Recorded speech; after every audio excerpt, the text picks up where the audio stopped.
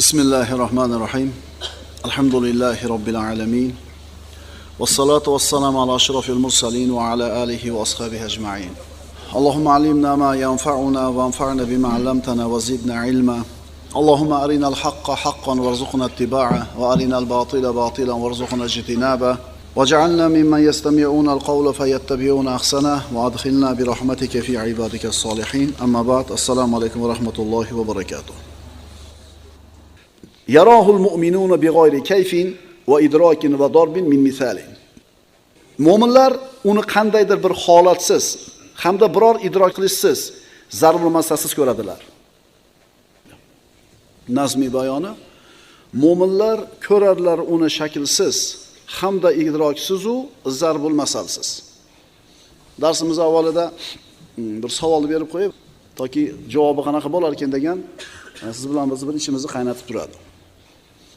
Mana jannatlar jannatga kirganlaridan keyin, do'zaxlar do'zaxga kirganidan keyin, jannat eshiklari yopilganidan keyin oxirgi odam, qalbida ya'ni zarracha iymoni bor odam do'zaxdan chiqib jannatga kirganidan keyin eshiklar yopiladi va ko'zlar ko'rmagan, quloqlar eshitmagan, insonni aqli bovar qilmaydigan son sanoqsiz noz ne'matlar jannat ahllariga beriladi.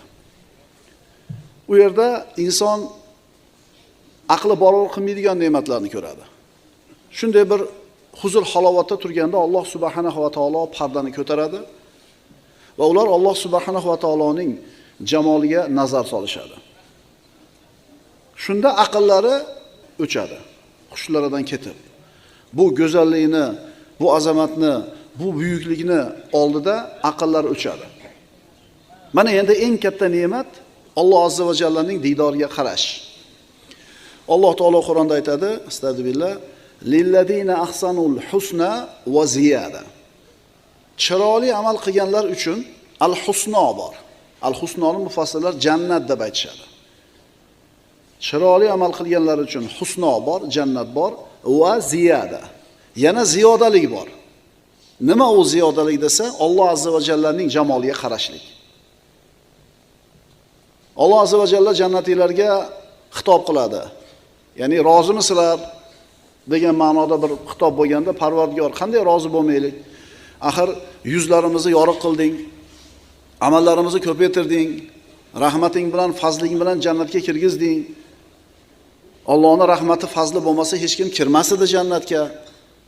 Agar adolat qilganda hech kim jannatga haqli bo'lmas edi. Qanday rozi bo'lmaylik deyshadi. Shunda Alloh taolo yana ziyoda qilaymi deydi. O'zi aqllar to'xtab qoldi, u yerdagi ne'matlarni ko'rib. Yana ziyodasi bormi deganda Alloh taolo hijobni ko'taradi. O'rtadagi pardani ko'taradi, Allohning jamoliga qaraydi ular. Shunda hozir aytayotgandek aqllar, hushlar uchadi. Endi o'ziga kelishadi. Parda tortildi. Endi savol. Endi jannatdagi ne'matlar skushniy bo'lib qolmaydimi? Shu savol edi. Tushunarlimi? Allohni ko'rganingdan keyin, Allohga qaraganingdan keyin bu hurayni nima? Bu yeydigan, ichadigan, bu minadigan narsalari nima? Allohni diydorini ko'rgandan keyin bular skushniy bo'lib qolmaydimi bizning tilda? Shu savolni inshaalloh nima qilamiz? Muolaja qilamiz. Demak, mu'minlar jannatga kirganlarida Alloh taoloni biror bir holatsiz, idrok qilishliksiz va biror narsaga o'xshatishsiz holda ko'radilar.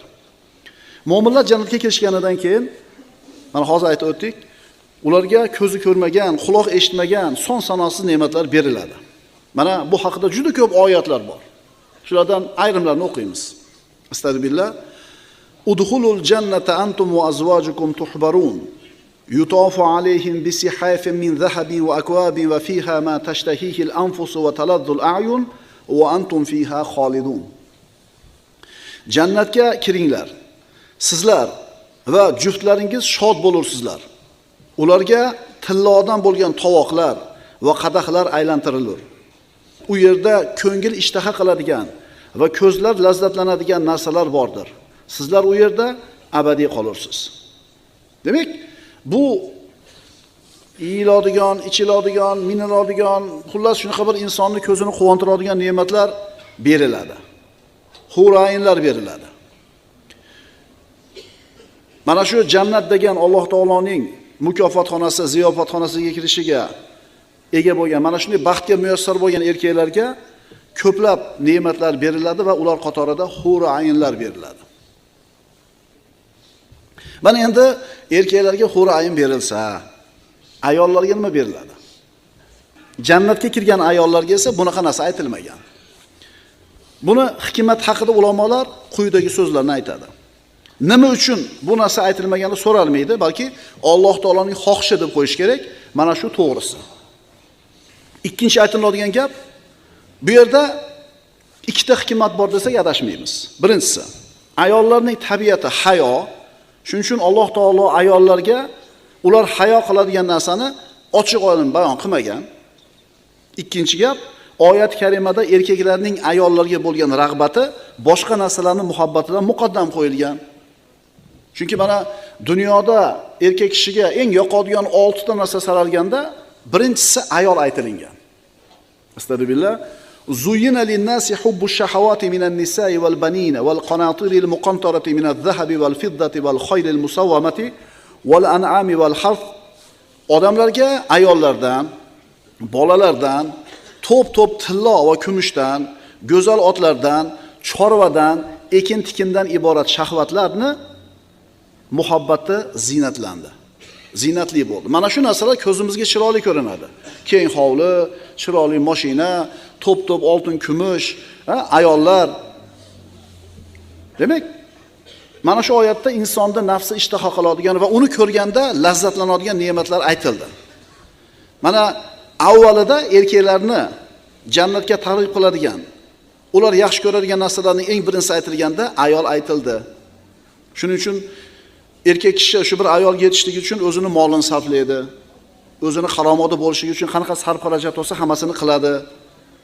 Chunki dunyoda erkaklar qo'lga kiritadigan eng yaxshi ne'mat, eng yaxshi mato bu solih ayol. Payg'ambarimiz sollallohu alayhi vasallam aytadilar: "Ad-dunya mata'un va khayru mata'id dunya al-mar'atus soliha." Bu dunyo mato.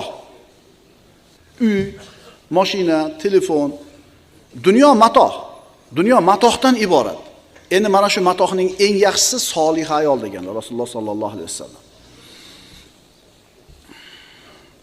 Mana jannatda jannatiylarga ato qilinadigan eng ulug' ne'mat Alloh azza va jallaga nazar solishlik hisoblanadi. Mana shunday bir ulug' baxtga muyassar bo'lgan solih insonlar Alloh taologa qaraydi. Alloh taoloni ko'radi. Mana endi O'shi rahmatulloh alayh ana shu holat, Alloh taologa qarash, Alloh taoloni ko'rishlik qanday bo'lish haqida so'z yuritadi-da, uni shaklsiz, idroksiz va biror timsolsiz bo'lishligini bayon qilgan.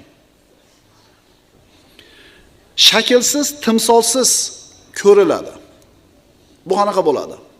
Sofo Loyor bobomiz aytadi: "Ko'ngilda ketsa, ko'zga tushsa har shay, erur andin munazzah, xoliqi hay." Alloh haqida qanaqa tasavvur kelmasin hayolingizga. Ko'zingiz oldingizga qanday surat kelmasin, Alloh undan pok. Alloh unaqa emas. Chunki Allohning zotini idrok qila olmasligingni idrok qilishing, Allohning zotini idrok qilishingdir deyilgan. Allohning zotini qanaqa ekanligini men idrok qila olmayman ekan dedingmi? Demak, Allohni tanibsan. Allohning zoti siri haqida bahs qilish shirk keltirishlikdir deyiladi. Shuning uchun biz Alloh taoloni jannatda ko'rar ekanda o'tirib olib, xayolga erk bermaymiz. Biz nima deb tasavvur qilmaylik Alloh uni xilofida. Chunki har safar aytaman 55, 56, 58 kallalarimiz bilan u g'ayb olamida bo'ladigan ishlarning xabarini tahlil qilib, mag'zini chaqishga harakat qilmaylik. Aqlimiz yetmaydi u yog'iga. Bundan 100 yil burun mana shu tirnoqda keladigan plastmasaning ichiga 100 ta, 10 mingta kitob sig'ib ketadi desa, tasavvur qilganmi odamlar? Qilganmi? Yo'q. Hozir menda fleshkalar ichida 10 mingta kitob bor. To'g'rimi? Qarang, dunyoda inson ozgina berilgan ilm bilan qilgan kashfiyotlariga insonda aqli lol qolyapti. Biz o'ylanib ham o'tirmaymiz, Alloh taolo qancha bizga ne'mat bergani. O'sha fleshkani yorib ko'ring, ichida nima bor ekan. Hech narsa yo'q uning ichida. Endi uni ichiga kitob sig'dimi? Siz aqlingiz olmasa ham, siz tushuna olmasangiz ham sig'dimi? Endi u yoqqa borganda nima bo'lishini siz mana bu kallangiz bilan tasavvur qilaman deb harakat qilmay qo'yavering. Ma'qulmi? Qana bo'lishini tushunishingiz muhim emas. Muhimi o'sha borib olib ko'rish. Ko'ngilda ketsa, ko'zga tushsa har shay erur andan munazzah xoliqi hay. Alloh haqida qanaqa tasavvur kelmasin kallangizga, qanaqa surat kelmasin ko'z oldiga, Alloh unaqa emas. Endi idroksiz ko'rish deganda ko'rilgan narsani tasvirlab bera olmaydigan, uni qandayligini tushuntirib bera olmaydigan hamda yodida saqlab olmaydigan darajada ko'rish tushuniladi. Mana javob berdik. Nimani shundaylar? Yodingizda saqlab qola olmaysiz. O'shuning uchun o'zingizga kelganingizda jannatda boyagi ne'matlar svejligicha turadi. Hijob ko'tarildi, jannatilar Alloh taologa qarab Allohni ko'rdi, endi uni tasvirlab bera olmaydi. Tili aqli ojiz, tushuntirib bera olmaydi, ojiz, yana yodida saqlab ham qola olmaydi. O'ziga kelgandan keyin qarasangiz, ko'rmagandek, yana boyagidek jannatdagi hamma ne'mat nima? Yangi aytyapmiz-ku, biz Alloh taoloning shu jannatiga kirib olaylik, birodarlar. Siz bilan biz tasavvur qilgan muammo yo'q u yerda. Siz bir muammoni tasavvur qiling, Alloh taolo uni hal qilib qo'ygan. Birodarlar, u Robbimizning mehmonxonasi, Robbimizning ziyofatxonasi, Robbimizning solih bandalarga beradigan mukofotxonasi. U dunyodagi 700 yuzli va 800 yulduzli gostinitsa bo'lsin, 3 kunda zerikasiz. Mana qayerga intilish kerak. Mana maqsadni qayerga qo'yish kerak. Demak, Alloh taoloni jannatilar ko'rgandan keyin uni tasvirlab bera olmaydi, uni tushuntirib bera olmaydi va yodida saqlay olmaydi. Bu haqida Alloh taolo Qur'onda aytadi. Astagfirullah. Wujuhu yawma idin nadira ila robbiha nadira. U kunda chiroyli yuzlar bor, Robbisiga nazar soluvchilar. Ya'ni oyatda aytayapti, Robbisiga nazar soladi, qaraydi, ko'radi deb. Endi kofirlar o'sha kunda Alloh taoloni ko'rishlikdan to'silib qolishadi. Kalla innahum an robbihim yawma idin la mahjubun. Yo'q, albatta ular o'sha kunda o'z Robbilarini ko'rishdan to'silurlar. Mo'minlar ko'radi, kofirlar to'silib qoladi. Imom Shofiy rahmatullohi alayh mana shu oyatda mo'minlarning Alloh taoloni ko'rishlariga dalil bor degan. Kofirlardan to'sildimi? Demak, mo'minlardan to'silmaydi. Imom Malik rahmatullohi alayhi esa uning dushmanlari to'silgan va uni ko'ra olmaganlaridan keyin o'zining do'stlariga tajalli qiladi. Ya'ni o'zini namoyon qiladiki, u zotni mo'minlar ko'rishadi. Boshqa bir oyat karimada ko'zlar Allohni idrok eta olmasligi xabar berilgan. Astagfirullah. La tudrikuhul absara wa huwa yudrikul absara wa huval latiful xabir. Ko'zlar uni idrok etmas. Ko'zlarni u idrok etar. Haligi oyatni yoki hadisni zohiriga qarab turib, tarjimasini eshitib turib, xulosa qilib oladigan odamlarga juda ham bir xatar bor shu yerda. Ko'zlar uni idrok eta olmas. Demak, ko'z ko'rmas ekan Allohni. Demak, Allohni ko'rib bo'lmas ekan. Qur'ondan dalil bor degan paytda oyatni zohiriga qarab xato qilyapti.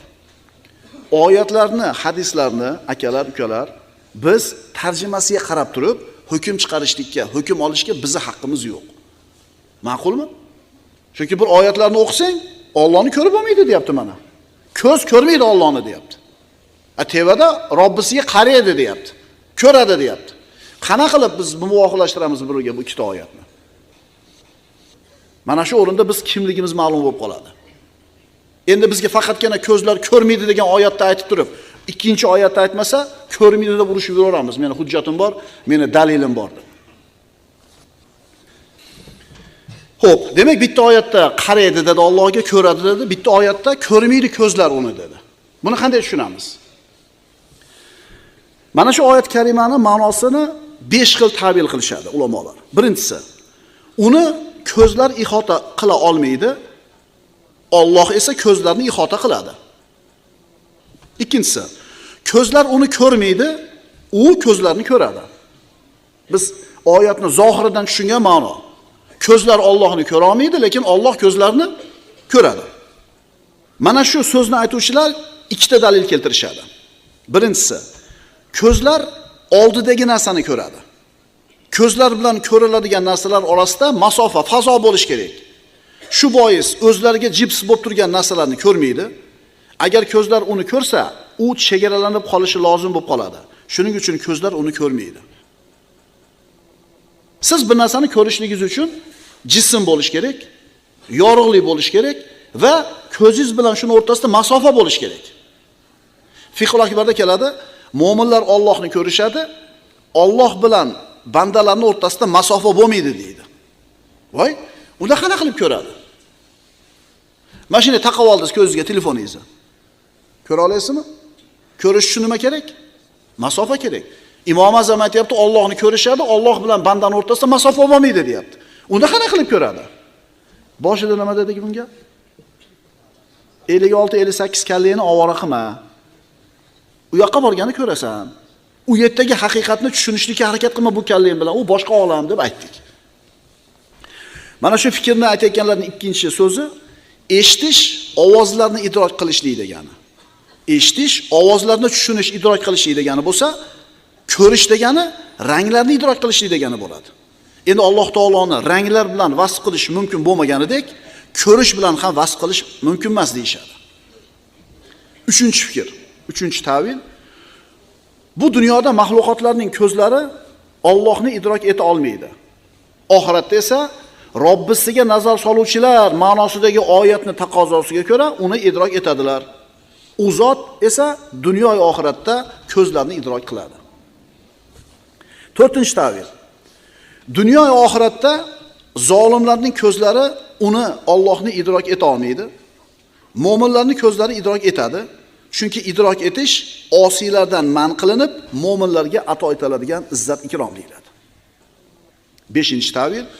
Ko'zlar uni dunyo va oxiratda idrok eta olmaydi, lekin Alloh taolo o'zining do'stlariga ulardagi 5 ta sezgilardan boshqa 6-chi sezgini yaratadi, uni o'sha alohida sezgi bilan ko'radilar. Qarang, Allohni ko'zlar ko'ra olmaydi, idrok qila olmaydi, lekin Alloh ko'zlarni idrok qiladi degan oyatni 5 xil ta'vili bor ekan. Biz tarjimasiga qarab turib bo'ldi, ko'z ko'rmaydi ekan deb to'xtaymizda. Shuning uchun biz haddimizni bilaylik. Biz o'rnimizni bilaylik. 1000 yildan beri turgan aqidani noto'g'ri deb olgani sal insof qilaylik. Mana Alloh azza va jallani ko'rishlik haq ekanligiga mana payg'ambarimiz sollallohu alayhi vasallamning hadislaridan ham mana ayrimlarni o'qiymiz. Payg'ambarimiz sollallohu alayhi vasallam aytadilar, muttafaqun alayhi bo'lgan hadisda, innakum satarawna robbakum kama tarawna hadal qamara va la tudamuna fi ru'yatihi. Jarir ibn Abdulloh radhiyallohu anhudan biz payg'ambarimiz sollallohu alayhi vasallam huzurlarida edik. U zot to'lin oy kechasida oyga nazar soldilar. Bilasizlar, oy birinchi, ikkinchi kuni ko'rinmaydi, yangi oy. 3-kundan ko'rinishni boshlaydi. Ingichka bo'lib chiqadi, keyin qalinlashib turib 14 kun bo'lganda to'liq oy bo'ladi. Oy to'ladi. Shunday qorong'i kecha tunda mana osmonga qarasangiz to'ldirib turadi osmonni. Rasululloh sollallohu alayhi vasallam to'lin kechasidagi oyga nazar soldilar-da, sizlar yaqinda Robbilaringizni bu oyni ko'rgandek ko'rasizlar. Uni ko'rishda qiylanmaysizlar. Ya'ni havo ochiq bo'lsa, bulut bo'lmasa, osmonda oy to'liq turgan bo'lsa, odamlar uni ko'rishlikdan qiylanadimi? Qiylanmaydi. Chunki u tevada-da odamlar tiqilib turgan bo'lsa ham bir joyda osmonda hammasi bir xil ko'ra oladi. Robbilarni shunday ko'rasizlar dedilar Rasululloh sollallohu alayhi vasallam, muttafaqun alayhi bo'lgan hadisda. Payg'ambarimiz sollallohu alayhi vasallam oyni ko'rgandek ko'rasizlar deyishi ko'riladigan narsani ko'riladigan boshqa narsaga o'xshatish emas, balki ko'rishni o'xshatish degani. Mana qalamni qanday ko'rayotgan bo'lsanglar, Allohni ham shunaqa ko'rasizlar deb bo'lmaydi. Chunki ko'riladigan narsa qalam, ko'riladigan narsa Alloh. Ko'riladigan narsani o'xshatish emas bir-biriga, balki ko'rishni o'xshatish. Bu yerda o'xshatish ko'riladigan narsani bir xil demoqchi emas.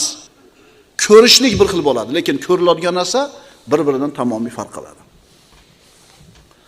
Alloh taoloni ko'rishni oyni ko'rishga o'xshatishda ikki xil ma'nosi bor. Birinchisi, to'lin oy kechasida oyni ko'rish to'g'risida hech kim shak shubha qilmaydi. Aniq ko'radi hamma. Ikkinchisi, oyni ko'rishda ko'ruvchilar qancha ko'p bo'lishidan qat'iy nazar hammasi bemashaqqat ko'radi. Mana shu ikkita ma'no bor. Xo'p, demak, Alloh taoloni jannatda ko'rishlik haqida Qur'ondagi dalillarni aytdik. Payg'ambarimiz sollallohu alayhi vasallamdan muttafaqun alayh bo'lgan bitta hadisni aytdik. Endi jannatda Alloh taoloni ko'rishlik haq ekanligi haqida ahli sunna val jamoaning ittifoqi bor, birodarlar. Ammo Alloh taoloni ko'rishlik haqidagi dalillarimiz aqliy dalilmi, naqliy dalilmi? Aqliy dalil bilan sobit bo'lganmi yoki naqliy dalil bilanmi degan savol bor. Imom Maturidiy va Imom Ash'ari mana shu ikkita imom, ahli sunnaning aqida imomlaridan ikkitasining o'rtasida mana shu masalada ikki xil qarash bor. Imom Ash'ari Alloh taoloni jannatda ko'rishlik aqliy dalil bilan sobit bo'lgan deydi. Imom Maturidiy naqliy dalil bilan. Aqliy dalil insonda aqli qabul qiladigan dalillar.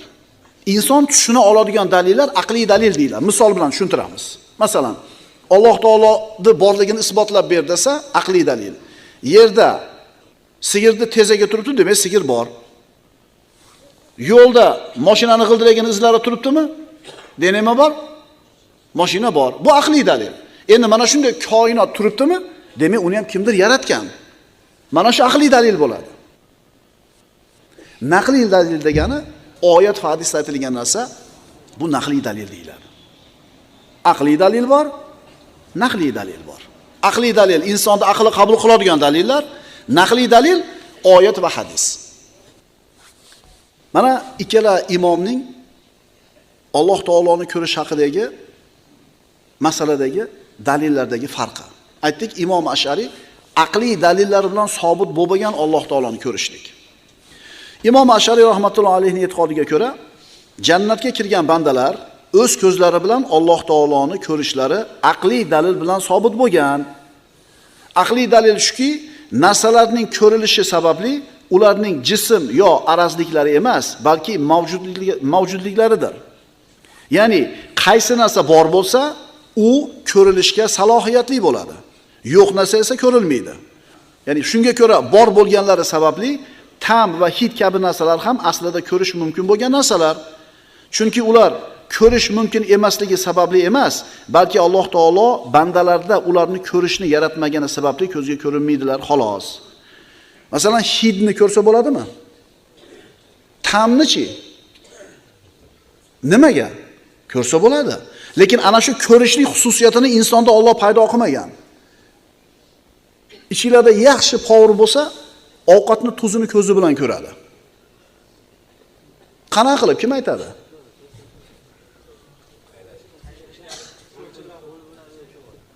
Ya, qo'l bilan o'lchanmaydi. Tasha bo'ldi tuzni. Yashang, qaynashiga qarab turib. Shu darajada mohir bo'lib ketganki, tuzimida qarab turib, tuz o'rnida deydi. Totmaydi. Ta'mni ko'rish mumkin. Ovqatni ta'mini ko'rish mumkin. Lekin hammada bormasda bu xususiyat.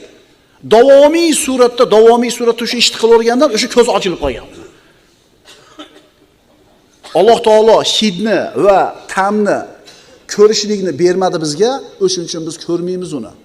Agar Alloh taolo shu hisni yaratganda nima qilardik? Yuqorida aytdik-ku, Alloh taolo insonga jannatga kirganda mana bu 5 ta his qilishlik organidan tashqari 6-hissini yaratadi. Shunga ko'ra bor bo'lgan narsalar, bor bo'lgan sababli ta'm va hidlar kabi narsalar ham aslida ko'rish mumkin bo'lgan narsa. Chunki ular ko'rish mumkin emasligi sababli emas, balki Alloh taolo ana shu narsalarni ko'rishlik sifatini bizda yaratmaganligi uchun ko'rmaymiz, lekin ko'rish mumkin. Aslida hid ham, ta'm ham bor bo'lganligi uchun ko'rish mumkin edi uni. Demak, qaysi narsa bor bo'lsa, uni ko'rish mumkin bo'lar ekan, dedi Imom Ash'ari. Alloh taolo ham bor bo'lgani uchun u zotni ko'rish albatta lozim hisoblanadi. Shu ma'noda u zotni ko'rish joizligidagi asos mazkur aqliy dalildir deydi. Bormi? Ko'rsa bo'ladi deydi. Bormi? Ko'rsa bo'ladi. Bu Imom Ash'arining dalili edi. Bu aqliy dalil edi. Endi naqliy dalil. Nima u? Naqliy dalil insonda aqlga qaralmaydi. Qur'onda xabari keldimi?